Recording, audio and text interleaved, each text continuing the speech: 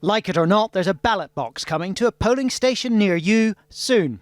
The question is, how soon? Boris Johnson wants the election on October the 15th, so that if he wins, he's got a mandate to negotiate at the EU Council 2 days later and exit the EU, come what may, on the 31st. Parliament knocked back his first attempt to get an election last night. Today, on his feet in the Commons, the Leader of the House said they'd try again next week. The business for the week commencing the 9th of September will include a motion relating to an early parliamentary general election. An early election can be triggered if 2/3 of MPs vote for it. That's 434 of them. The Tories had, at the last count, 289, so even with the DUP's 10, they are 135 MPs short. Only Labour have that many available, and although they want an election, they don't want it yet. We would like to see an election happen when we have got an extension to make sure that our country does not leave the European Union without a deal on the 31st of October. There is another route to an election via a simple majority in both the Commons and the Lords.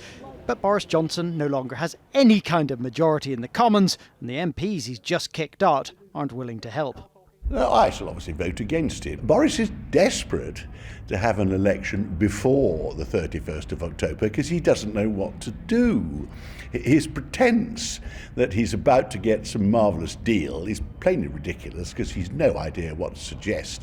The Prime Minister could look to the Lib Dems, who are gaining MPs almost as fast as he's losing them. Former Labour MP Luciana Berger joining up today. But they don't trust him not to push through no deal once Parliament is dissolved for an election.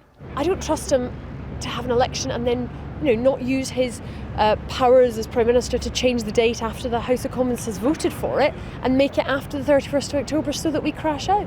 Boris Johnson doesn't know what he's doing, and you cannot trust a word he says. He'll do anything to get himself out of a political fix, regardless of the impact that has on others.